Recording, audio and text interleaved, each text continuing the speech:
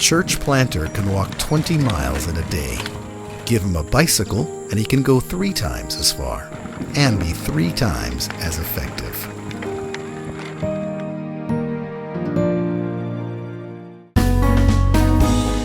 Welcome back to Acts chapter 13. We're right in the middle of the story when Paul and Barnabas, on their first missionary journey on the island of Cyprus, are sharing the gospel with a guy who's really interested. He's sought them out, a proconsul, a Roman governmental leader who is very intelligent, according to Luke. And he's asking questions, and Paul and Barnabas are giving them answers, but he's got a buddy named Bar-Jesus, whom Luke calls a Jewish false prophet. And boy, God is merciful, but where his mercy ends, his judgment begins. And so as he's speaking out against what Paul and Barnabas are sharing with this spiritually hungry man named Sergius, we read in verse number 9 of Acts chapter 13, "But Saul, who was also known as Paul, filled with the Holy Spirit, fixed his gaze on him," this would be Bar-Jesus, "and said, 'You who are full of all deceit and fraud,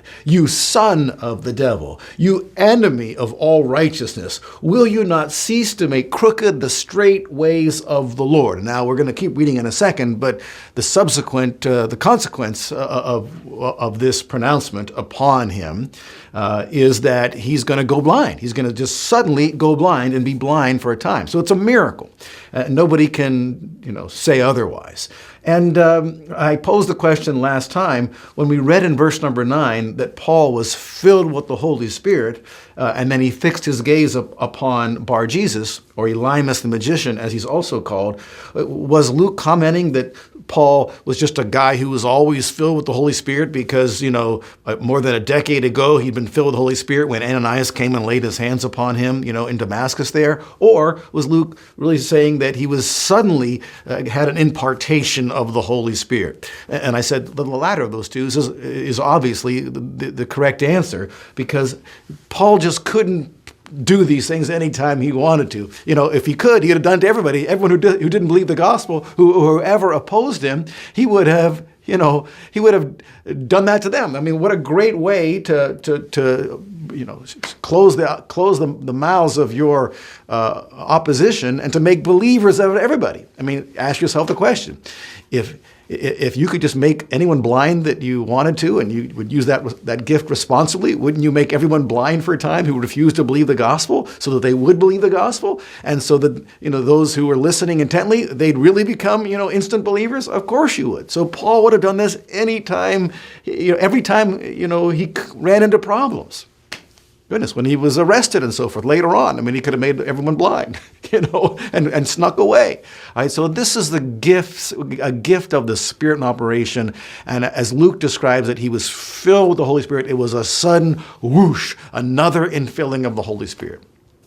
All this is to say that those folks who teach that there's only one baptism in the Holy Spirit, only one infilling of the Holy Spirit, when you're born again, you get all the Holy Spirit you're ever going to get, they need to read their Bibles sometime, because, it's verses like this that make it so crystal clear, that is simply not true. And again, I never understand why people argue about these things. Who wouldn't want all of the Holy Spirit they could possibly get? And do you really think that you have all the Holy Spirit that you could ever possibly get, that God's unable to give you more of his Holy Spirit?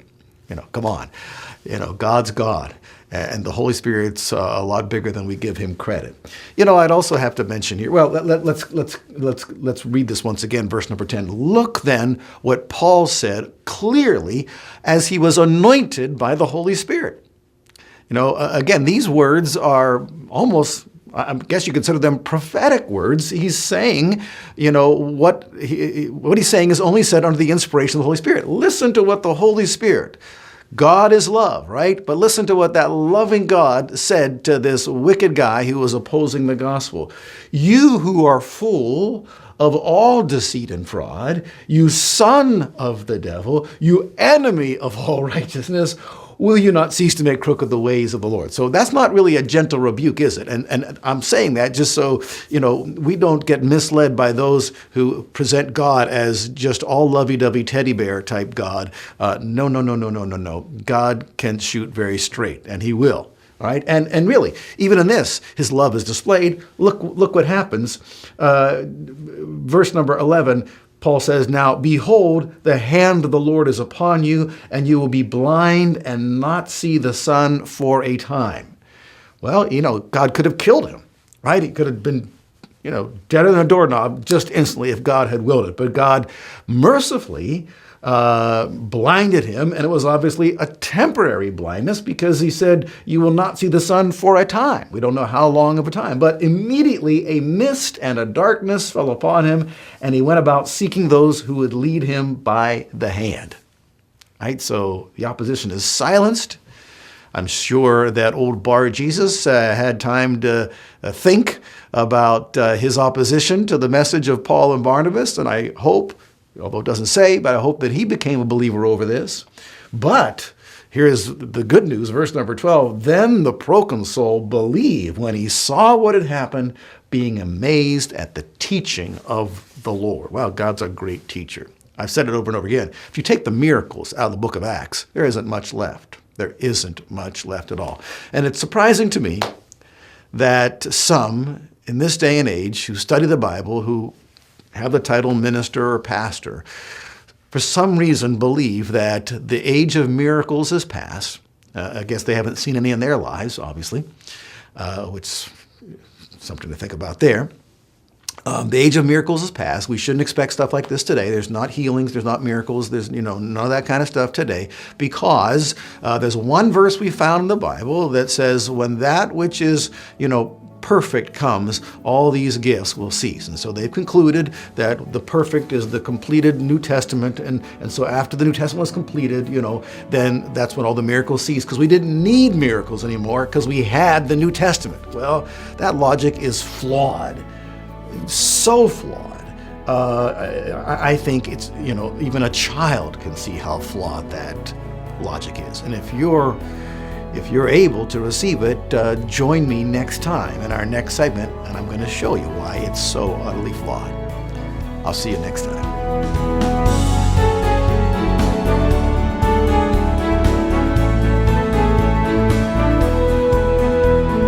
Heavenward 7 is made possible by the financial support of viewers like you. Thank you.